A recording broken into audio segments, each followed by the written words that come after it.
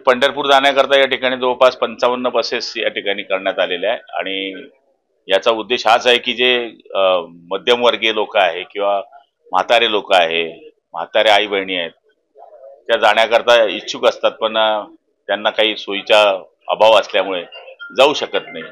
त्यामुळे एकत्रित सगळे मतदारसंघाचे जेवढे लोक आपल्याकडनं घेऊन जाता येतील तेवढे लोक आम्ही या ठिकाणी जवळपास 2500च्या वरती लोक घेऊन जातोय।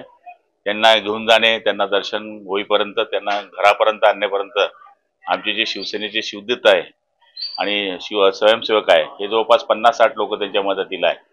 त्यामुळे या निमित्ताने पंढरीची वारी सगळ्यांची होणार आहे। काल आपलं सीएम मेळावा झाला, मेळाव्यानंतर काय त्या ठिकाणी पैसे आम्हाला काय माहित आहे, आम्ही सुषमा अंधारेंना काही काम नाही ना। शेवटी कसं आहे, कार्यक्रम संपल्यानंतर काय झालं हे आम्हाला थोडी माहित आहे।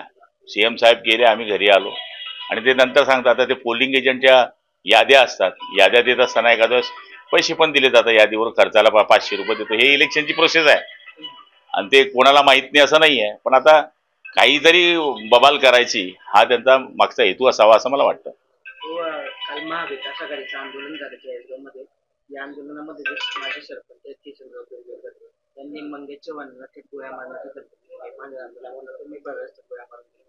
मला काही माहित नाही, कारण की या गोष्टीची मला काही माहिती नाहीये।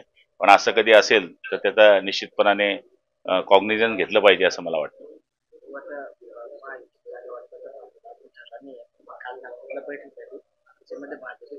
हे बघा, ह्या पेपरच्या बातम्यांना मी सत्य मानत नाही।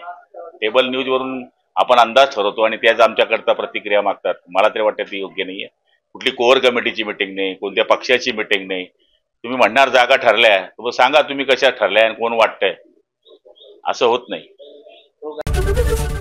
एबीपी माझा, उघडा डोळे बघा नीट।